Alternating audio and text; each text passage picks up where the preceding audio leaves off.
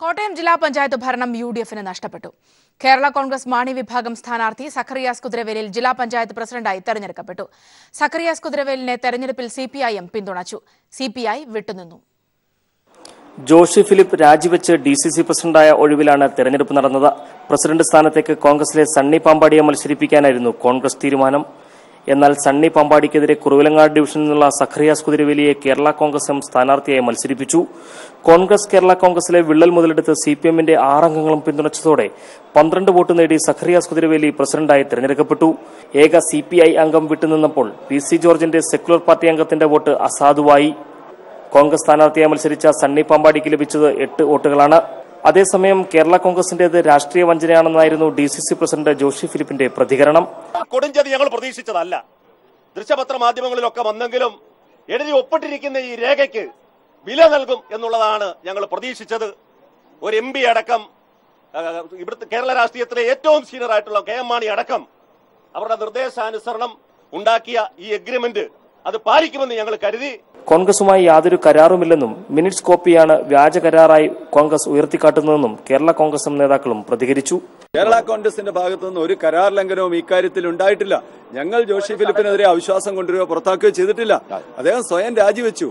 ഓപ്പണായി ഉണ്ടായ ഒരു സ്ഥാനത്തേക്ക് ഞങ്ങൾ തെരഞ്ഞെടുപ്പിൽ മത്സരിക്കാനുള്ള അവകാശം ഒരു രാഷ്ട്രീയ പാർട്ടി എന്നുള്ളത് ഞങ്ങൾക്കുണ്ട്. ആ അവകാശം ഉപയോഗിച്ച് തെരഞ്ഞെടുപ്പിൽ മത്സരിച്ചു എന്ന് മാത്രമേ ഉള്ളൂ. അതൊരു കരാർ ലംഘനമല്ല.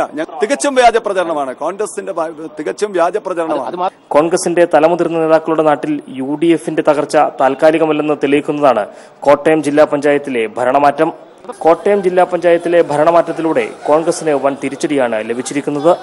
ഒപ്പം കേരള കോൺഗ്രസിനകത്തും ചേരിതിരിവും പ്രതിസന്ധിയും ഈ വിജയം സൃഷ്ടിക്കുമെന്നാണ് രാഷ്ട്രീയ നിരീക്ഷകർ വിലയിരുത്തുന്നത്. TP Prashant, news bureau, Kottayam. KM Mani കാണിച്ചത് രാഷ്ട്രീയ വഞ്ചനയെന്ന് ഉമ്മൻചാണ്ടിയും രമേശ് ചെന്നിത്തലയും. മാണിക്ക് UDF വിട്ടുപോകാൻ യാതൊരു കാരണവുമില്ലായിരുന്നുവെന്നും ഇരുവരും കുറ്റപ്പെടുത്തി. അതേസമയം രാഷ്ട്രീയ വഞ്ചനയുടെ ആശാന്മാരാണ് കോൺഗ്രസുകാരെന്ന് KM മാണി പറഞ്ഞു. കോട്ടയത്തെ ധാരണയിൽ തനിക്കോ ജോസ് കെ മാണിക്കോ ഒരു പങ്കുമില്ലെന്നും മാണി കോട്ടയത്ത് പ്രതികരിച്ചു.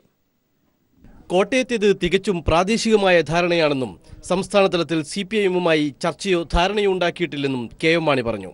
രാഷ്ട്രീയ വഞ്ചനയുടെ ആശാന്മാരായ കോൺഗ്രസ് രാഷ്ട്രീയ മര്യാദ പഠിപ്പിക്കേണ്ടെന്നും മാണി കൂട്ടിച്ചേർത്തു. ആശാന്മാരാ കോൺഗ്രസ് എന്തോ കരാർ ലംഘനം നടത്തി എന്ന് പറഞ്ഞ് ഞങ്ങൾക്കെതിരെ ഇങ്ങനെ പ്രതിക്കൂട്ടി നിർത്തി ഞങ്ങളെ വിശ്വസിക്കാൻ കൊള്ളാത്ത കക്ഷിയാണ് എന്ന് പറഞ്ഞ് ഇപ്പം കോൺഗ്രസ് നേതാക്കന്മാരെ ഇറങ്ങിയിരിക്കുന്നത് മലർന്നു കിടന്ന് തുപ്പുന്ന തുല്യമാണ്. എന്നാൽ UDF നേതാക്കളുടെ പ്രതികരണം ഇങ്ങനെയായിരുന്നു. ഇത് രാഷ്ട്രീയമായി കാട്ടിയ ഒരു കടുത്ത വഞ്ചനയായിട്ടേ കാണാൻ സാധിക്കും. ദിവസം രാവിലെ വൈകുന്നേരം തിരിച്ചും വരാനും പോകാനുള്ള ഭാഗമാണ് മുന്നണിയാണ് UDF. ഇതിനേക്കാൾ വലിയ രാഷ്ട്രീയ കച്ചവടം എവിടെ നടക്കും? ഇത് മുന്നണി വിട്ടുപോയതുമായി ബന്ധപ്പെടുത്തേണ്ട കാര്യമല്ല, തികഞ്ഞ രാഷ്ട്രീയ വഞ്ചനയാണ്. മണിസാർ UDF വേണം എന്നുള്ള സ്റ്റാൻഡാണ് പാർട്ടി എടുത്തിരിക്കുന്നത്. അതോടെ UDF ആയി പോവാണ് വേണ്ടിയിരുന്നത്. കോട്ടയത്തേത് പ്രാദേശികമായ ധാരണ മാത്രമാണെന്നും പുതിയ കക്ഷികളെ ഉൾപ്പെടുത്താൻ LDF തീരുമാനിച്ചിട്ടില്ലെന്നും CPI നേതാവ് പന്ന്യൻ രവീന്ദ്രൻ പ്രതികരിച്ചു. കോട്ടയത്തെ കേരള കോൺഗ്രസ് CPIഎം ബന്ധം രാഷ്ട്രീയ അധാർമികതയാണെന്ന് പന്ന്യൻ രവീന്ദ്രൻ ആരോപിച്ചു. News desk. ഉമ്മൻചാണ്ടിക്കെതിരെ സോഷ്യൽ മീഡിയയിലൂടെ ശക്തമായ വിമർശനവുമായി മുൻ ജില്ലാ പഞ്ചായത്ത് അംഗം രംഗത്ത്. കോട്ടയം ജില്ലാ പഞ്ചായത്തിൽ കോൺഗ്രസിനുണ്ടായ പരാജയത്തിന്റെ ഉത്തരവാദിത്തം ഉമ്മൻചാണ്ടിക്കും KC ജോസഫിനും തിരുവഞ്ചൂരിനുമാണ്. ദളിത് കോൺഗ്രസ് സംസ്ഥാന ജനറൽ സെക്രട്ടറിയായ NJ പ്രസാദിന്റെ ഫേസ്ബുക്ക് പോസ്റ്റിലാണ് ഉമ്മൻചാണ്ടിക്കെതിരെ വിമർശനമുള്ളത്. കോട്ടയം ജില്ലാ പഞ്ചായത്ത് പ്രസിഡന്റ് തെരഞ്ഞെടുപ്പിൽ കോൺഗ്രസിനുണ്ടായ പരാജയത്തിന്റെ ഉത്തരവാദിത്തം ഉമ്മൻചാണ്ടിക്കും KC ജോസഫിനും തിരുവഞ്ചൂർ രാധാകൃഷ്ണനും മാത്രമാണ്. മാണിക്ക് വേണ്ടി വാദിച്ച ഇവർക്ക് എന്തുകൊണ്ട് കോൺഗ്രസ് സ്ഥാനാർത്ഥിയെ വിജയിപ്പിക്കാനായില്ലെന്നും ഫേസ്ബുക്ക് പോസ്റ്റിലൂടെ ചോദിക്കുന്ന പ്രസാദ് കോൺഗ്രസ് അപമാനിക്കപ്പെട്ടിരിക്കുകയാണെന്നും പറയുന്നു. ജോഷി ഫിലിപ്പിനെ DCC പ്രസിഡന്റായി അവരോധിക്കാൻ കരുനീക്കങ്ങൾ നടത്തിയത് മുൻ മന്ത്രി KC ജോസഫാണെന്ന് നേരത്തെ ആരോപണമുണ്ടായിരുന്നു. ഈ സാഹചര്യത്തിൽ മുൻ മന്ത്രിയുടെ താൽപര്യം സംരക്ഷിക്കുന്നതിനു വേണ്ടി പാർട്ടിക്കുണ്ടായ നഷ്ടം വളരെ വലുതാണെന്നും പ്രത്യേക സമുദായത്തിൽപ്പെട്ടവർ വന്നാൽ മാത്രമേ കോട്ടയം ജില്ലയിൽ കോൺഗ്രസ് വളരുകയുള്ളൂ എന്ന നിലപാടാണ് മുൻ മന്ത്രിക്കെന്നും ഫേസ്ബുക്കിൽ പരാമർശമുണ്ട്. ഇതിനെല്ലാം അംഗീകാരം നൽകിയത് ഉമ്മൻചാണ്ടിയാണ്. അതേസമയം മറ്റൊരാളെ പാർട്ടി പരിഗണിച്ചിരുന്നെങ്കിൽ കോൺഗ്രസ് പാർട്ടിക്ക് ഇത്തരത്തിലൊരവസ്ഥ ഉണ്ടാകില്ലായിരുന്നുവെന്നും പ്രസാദ് ഫേസ്ബുക്കിൽ കുറിച്ചു. ഉമ്മൻചാണ്ടിക്കെതിരെ പരസ്യമായ രംഗത്ത് വന്ന ജില്ലാ പഞ്ചായത്ത് മുൻ സ്റ്റാൻഡിംഗ് കമ്മിറ്റി അംഗമായ NJ പ്രസാദിന്റേത് ഗുരുതരമായ അച്ചടക്ക ലംഘനമാണെന്നാണ് DCC നേതൃത്വം വ്യക്തമാക്കിയിട്ടുള്ളത്. TP Prashant, news bureau, Kottayam. Chingam 1 മുതൽ PSCയുടെ ബിരുദതല പരീക്ഷകൾക്ക് മലയാളവും സർവകലാശാല ബിരുദം അടിസ്ഥാന യോഗ്യതയായ എല്ലാ PSC പരീക്ഷകൾക്കും അടുത്ത ചിങ്ങം 1 മുതൽ മലയാളം ചോദ്യം ഉൾപ്പെടുത്തും. മുഖ്യമന്ത്രി പിണറായി വിജയനും PSC ചെയർമാൻ അഡ്വക്കേറ്റ് MK സക്കീറും തമ്മിൽ ബുധനാഴ്ച നടത്തിയ ചർച്ചയിലാണ് സംബന്ധിച്ച് ധാരണയുണ്ടായത്. 100 മാർക്കിന്റെ പരീക്ഷയ്ക്ക് 10 മാർക്കിന്റെ മലയാള ചോദ്യങ്ങൾ ഉണ്ടാകും. ചില പരീക്ഷകൾ പൂർണ്ണമായും മലയാളത്തിലാക്കണമെന്ന മുഖ്യമന്ത്രിയുടെ നിർദ്ദേശം PSC ചെയർമാൻ അംഗീകരിച്ചു. സെൻകുമാറിന്റെ നിയമനവുമായി ബന്ധപ്പെട്ട സുപ്രീംകോടതി ഉത്തരവിൽ സർക്കാർ സ്വീകരിച്ച നിയമ നടപടി സംബന്ധിച്ച് മുഖ്യമന്ത്രി മന്ത്രിസഭായോഗത്തിൽ റിപ്പോർട്ട് ചെയ്തു. ഉത്തരവിൽ വ്യക്തത വേണമെന്നാവശ്യപ്പെട്ട് സർക്കാർ സുപ്രീംകോടതിയിൽ പുനഃപരിശോധനാ ഹർജി നൽകിയെന്നും അതിന്റെ വിധി വന്ന ശേഷം തുടർ നടപടി സ്വീകരിക്കാമെന്നും മുഖ്യമന്ത്രി മന്ത്രിസഭായോഗത്തെ അറിയിച്ചു.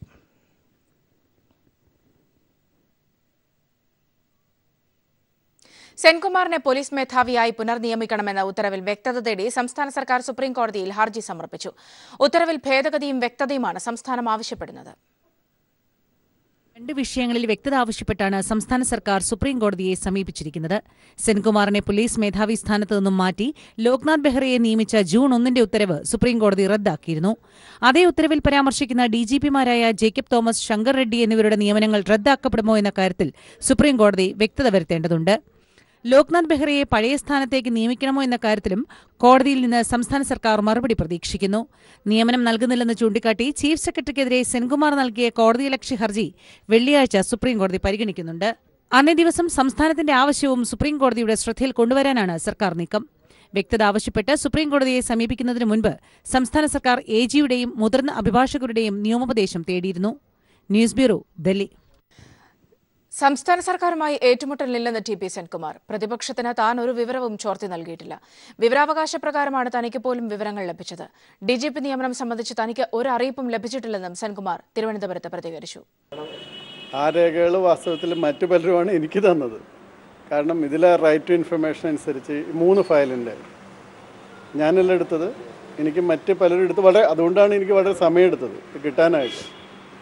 പിന്നെ ഈ രേഖകളെല്ലാം ഈ പറയുന്ന 3 ഫയലിൻ്റെ രേഖകൾ, അതായത് പുട്ടിങ്ങൽ ഫയലിൻ്റെയും ജിഷയുടെയും പിന്നെ എന്നെ മാറ്റുന്ന ഫയലിൻ്റെയും, ഇതെല്ലാം നമ്മൾ ഹൈക്കോടതിയിലും സുപ്രീം കോടതിയിലുള്ള എല്ലാ നമ്മുടെ അഡ്വക്കേറ്റ്സിനും എല്ലാവർക്കും കൊടുത്തിട്ടുണ്ട്.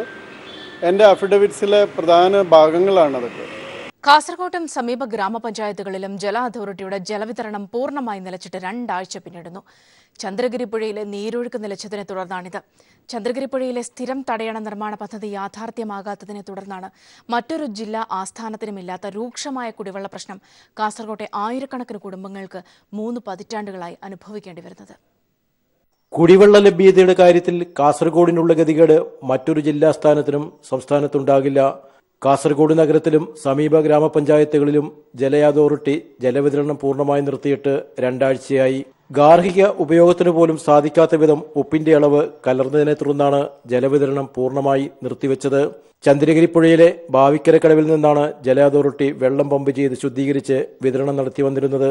ഉപ്പുവെള്ളം കയറുന്നത് തടയാൻ കഴിഞ്ഞ 30 വർഷമായി ജല അതോറിറ്റി ചന്ദ്രഗിരി പുഴയിൽ താൽക്കാലിക തടയണ നിർമ്മിച്ചു വരികയാണ്. ഏപ്രിൽ മെയ് മാസങ്ങളിൽ നീരൊഴുക്ക് നിലയ്ക്കുന്നതിനാൽ താൽക്കാലിക തടയണയിലേക്ക് ഉപ്പുവെള്ളം കയറുക പതിവാണ്. സ്ഥിരം തടയണ നിർമ്മാണത്തിന് 1 പതിറ്റാണ്ടായി ശ്രമം തുടരുന്നുവെങ്കിലും ഇനിയും യാഥാർത്ഥ്യമായില്ല. പ്രശ്നപരിഹാരത്തിന് അധികൃതർ നൽകുന്നത് വെറും വാഗ്ദാനം മാത്രം. ജല അതോറിറ്റി ജലവിതരണം നിർത്തിയെങ്കിലും ഫലപ്രദമായ ബദൽ സംവിധാനം ഇല്ലാത്തതിനാൽ കാസർകോട്ട് ജനങ്ങൾ കടുത്ത ദുരിതത്തിലാണ്. സുരഭി റെസിഡൻസ് അസോസിയേഷൻ സെക്രട്ടറി മധു എസ് നായർ വീടുകൾ തോറും മുൻകാലങ്ങളിൽ ചെയ്തതുപോലെ ലോറികളിൽ വെള്ളം എത്തിക്കാനുള്ള സംവിധാനം ഏർപ്പെടുത്തണമെന്നാണ് ഞങ്ങൾക്ക് അഭ്യർത്ഥിക്കാനുള്ളത്. ബാവിക്കരയിൽ യുദ്ധകാലാടിസ്ഥാനത്തിൽ തടയണ നിർമ്മിക്കാനും അതിനാവശ്യമായ ഒരു മോണിറ്ററിംഗ് മന്ത്രിയുടെ നേതൃത്വത്തിൽ തന്നെ ഈ 1 വർഷം കൊണ്ട് തന്നെ പൂർത്തിയാക്കി ഗവൺമെന്റ് വളരെ കരുതലോടുകൂടി നടത്തേണ്ടതുണ്ട് എന്നാണ് നമുക്ക് ഇത് സംബന്ധിച്ച് സൂചിപ്പിക്കാനുള്ളത്. വെള്ളം വില കൊടുത്തു വാങ്ങുവാൻ സ്വകാര്യ ജലവിതരണക്കാരുടെ സേവനം പോലും ലഭ്യമല്ലാത്ത സ്ഥിതിയാണ് ഇപ്പോൾ കാസർകോട്ടുള്ളത്. News bureau, Kasaragod.